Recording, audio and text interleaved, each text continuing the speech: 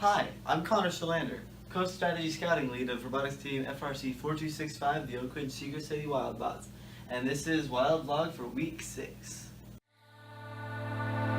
I'm feeling brand new, I'm feeling brand new, just for you, just for you. So starting off, Saturday, we assembled our 100-to-1 planetary gearbox for our climber motor. Alright, after that we assembled our 10-to-1 planetary gearbox for our intake motor. The intake motor is for spinning the polycord belts to bring balls into the robot, as well as the combined surgical tubing intake to get the balls to those belts. And the climber planetary motor is 100-to-1 because it needs to lift the robot by spinning the bow tie 3D printed climbing mechanism. Alright, Monday we cut our shafts for our new shooter. We decided the order of assembly for the drivetrain, which allows us to more easily assemble the drivetrain with these steps, because if we didn't have this, we'd end up repeating steps or covering access to something that needed access. So this will speed up time not only in initial assembly, but also in the pit. Alright? After that, we made our new battery mount. This is one of the cooler ones we've ever made, and it involves a slot flipping out of the bottom of the robot. Alright? It pivots out, you put the battery in, you put it in, and there are little spring movable ball bearing pegs that go through holes to hold it in place. To switch it out, we just pull them out. Very nice, looks pretty cool. Alright? After that, we looked at pneumatic fittings for every subsystem, every piston, all of the splits that we need, the T joints or the Y joints, and we ordered what needed to get ordered so that we can assemble the robot. The next day, Tuesday, we examined the need for an agitation method for the reservoir for balls in our robot. We found that sometimes the balls will clog up, and if there is an agitating force on the bottom of the reservoir, the balls fly into the shooter a lot faster. So after we examined that, we realized we do need an agitation method. We cut our 6-inch churro for the ramp into the shooter to allow balls to get clogged less, and that, along with the agitation method, should help balls get into the shooter quite efficiently and fast. After that, we adjusted the 3D printed spacers for the race and the bearings. What we found is that the spacers that we made went into the race of the bearing rather than the outside, and in doing that, they were the wrong measurement. So what we did was we changed the diameter of those to compensate for that, and now the spacers work. And finally, we ordered t-shirts, which is very exciting for me because I wear this way too much, and as you can see, it's almost gray rather than black, and it was supposed to be black. So very excited about that. Wednesday, we assembled our 3-to-1 shooter planetary gearbox. This is the motor that's going to be spinning the shooter wheel that is going to put a ton of balls into the void. Alright? This week specifically, we had quite a bit of trouble getting our machine sponsors parts to us within our time constraints, and a big part of that was that we could not get the flange pieces done that needed to be done, because when put in a brake they would snap. So what we did was we had to edit CAD, and we finished that Wednesday to be able to maneuver around our obstacles and get what we need done without the specific types of machining that we would get.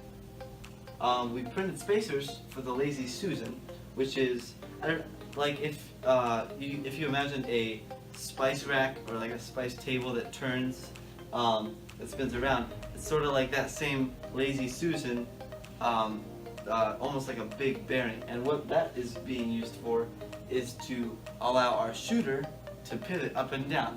And we had just printed spacers for that so that the static piece and the movable piece can be separated enough to where they can work. Alright, after that, we decided on powder coat colors. And I gotta say, I'm pretty happy with the powder coat colors, and we hope that you will be too. Alright, now, Thursday, we created the fab kits. Thursday was a big day because of these fab kits. These fab kits, the kits for fabrication of the parts, were boxes that we assembled for each subsystem. And when we put them together, they contained all of the fasteners and components that we needed in each subsystem, so that when we got the parts back from each sponsor, we could use that fabrication kit alone to build that subsystem. That allows us to assemble the subsystems much faster and also understand whether we have a need for parts that we don't have in the shop, or if we have a need to fabricate something. And we did that for the drivetrain, we did that for electrical and pneumatics. We created a fab kit for the shooter, the climber, the trough, which includes the bottom of the reservoir to convey balls into the shooter, and the gear delivery mechanism. After that, we removed the beta superstructures to allow access to the parts of the drivetrain on beta that we will use on alpha because of our machine parts pinch that we have been in. So what the plan is to simply take the components off of beta, put them onto alpha, and then after bag and tag, we just make beta to match alpha so that we can practice and code and do everything that we need from beta within the time constraints that we have. After that, we cut a hole in the shooter plate to allow a motor to, the motor for the shooter to fit through the back of it, so that the shooter can be a little bit more compact. And then finally, Friday, we identified the place for the compressor. Alright, this new place for the compressor, unlike last year, is not under the battery tucked away as far as it can, because we have a little bit more space, which is very exciting.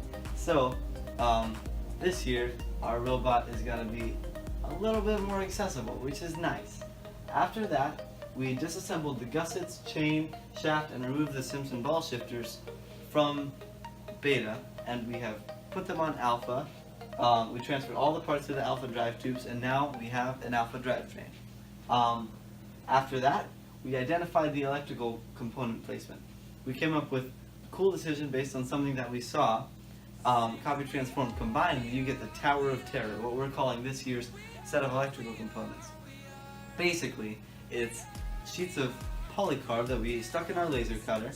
We cut them to the design that we wanted to mount the electrical components to, and had offsets in between each layer, which allows, instead of a big flat board or the parts miscellaneously spread throughout the robot, they are compacted into this tower, which allows us to tuck it in the corner of our robot. It's very accessible, and honestly, I like it a lot. It's one of the nicer ways that we've done electrical without having a rat's nest, which is going to make maintenance a lot easier when it comes to competition.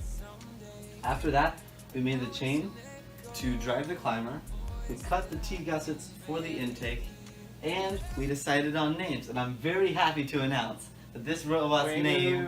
Wait, we can't do the robot name right now.